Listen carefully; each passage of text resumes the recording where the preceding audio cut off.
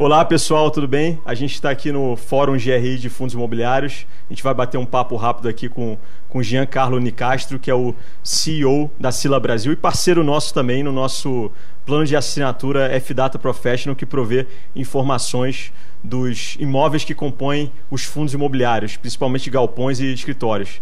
Então, Gian, muito obrigado aqui pela sua participação. Obrigado, Rodrigo, pelo convite, parabéns pelo evento, sensacional. Obrigado pela oportunidade de poder aqui contribuir com algum conhecimento. Obrigado, a gente tem que dar mais parabéns para o GRI, né? Imagina. Então, o segmento de logística está em evidência principalmente nos investidores de fundos imobiliários. Com essa previsão que a gente tem de novo estoque nas principais regiões, você vê algum tipo de risco de superoferta nesse segmento?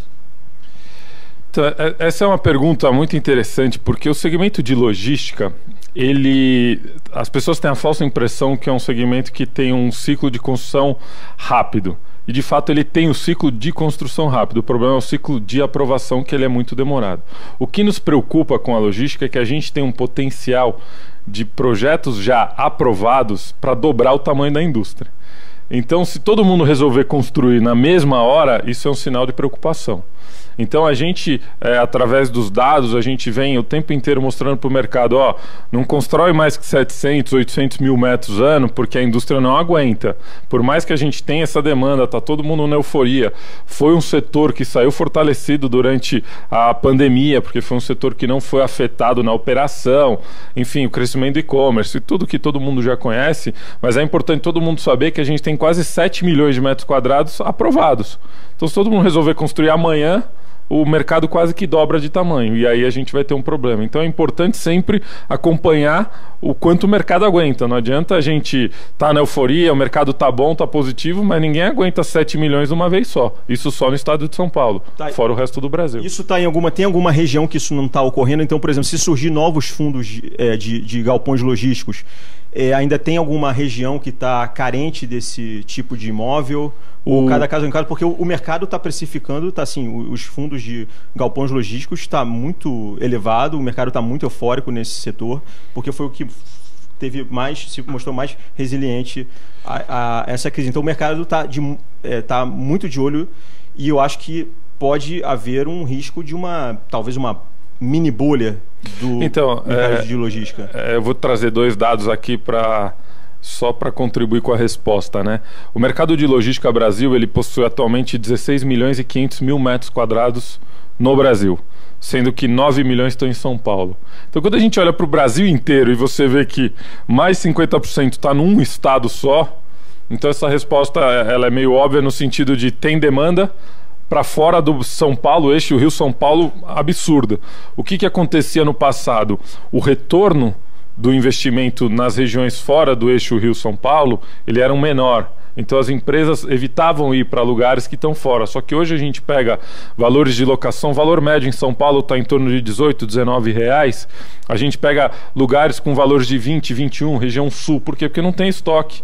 Então tem uma demanda muito grande e as empresas estão começando a buscar espaços fora de São Paulo. Então eu não me preocupo com bolha quando a gente fala num país como um todo. Eu me preocupo com bolha, por exemplo, Cajamar. Cajamar tem 1,5 milhão de metros quadrados atualmente. Até 2022 vai agregar mais 1 milhão de metros quadrados. Pra você ter uma ideia, Cajamar vai ser maior que o estado do Rio de Janeiro inteiro em logística.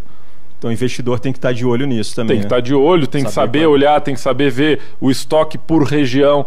Porque uma coisa a gente fala, a taxa de vacância está em torno de 20%, 22%. Só que tem regiões que estão 45% vago. Então entrar um estoque numa região com 45% vago é loucura. Que é uma informação que nós vamos oferecer para os nossos assinantes do F-Data Professional, essa questão aí do estoque, né?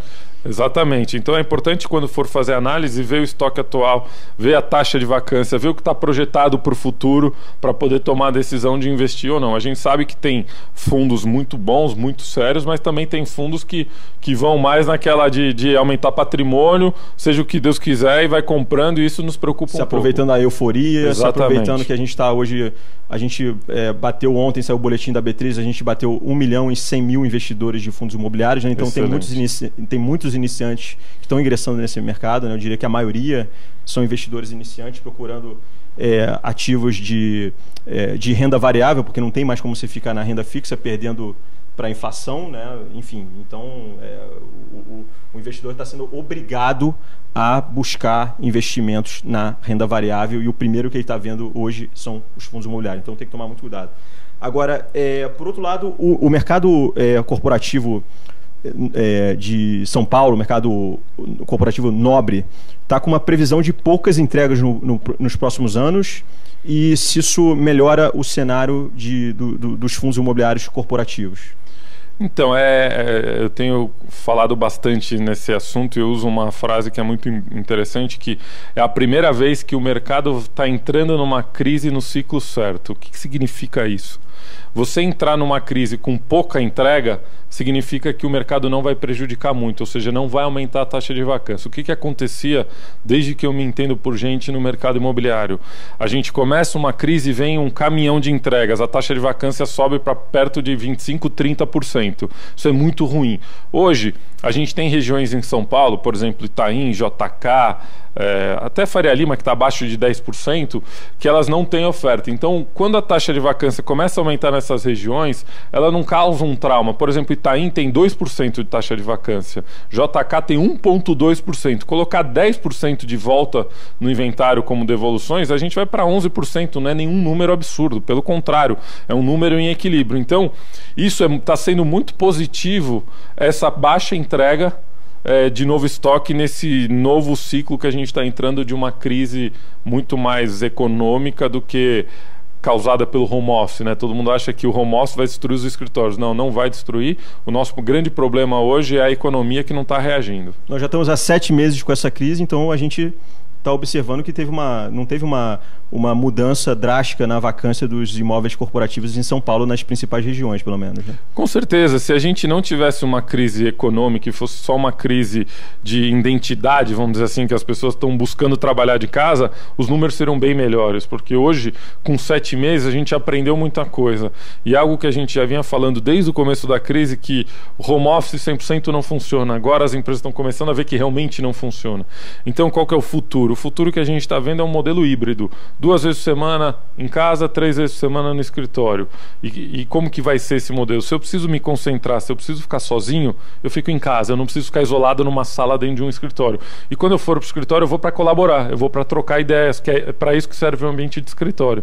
Então, isso não está fazendo com que a taxa de vacância aumente.